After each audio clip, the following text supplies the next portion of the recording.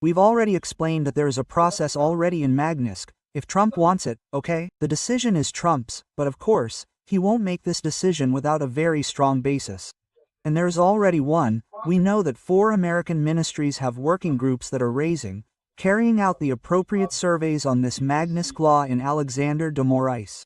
And now we have another element, because as I said, Trump needs to have a very strong basis to apply this law. He can't start applying this law frivolously, right? So having a letter from the American Congress asking him to do this kind of thing, is another piece in this puzzle.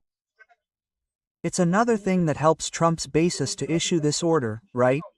So what happened is in the last few days, right? Paulo Figueiredo was called to the Human Rights Commission of the American House of Representatives, right, to be a House representative. He spoke very well there, explaining the whole problem, the censorship of Alexandre Moraes, the persecution he is carrying out against people here in Brazil and, by the way, this commission is a democratic commission, okay? The Human Rights Commission is a democratic commission, but it has members from both the Democrats and the Republicans. Well, the case was very clear there. The problem was very clear about the persecution against Brazil in the United States, right? And then the result of that is that Congressman Christopher Smith, who is the chairman of the Human Rights Commission of the United States Congress, sent a letter to Secretary Marco Rubio asking for the urgent imposition of sanctions against Minister Alexandre Moraes of the Supreme Court.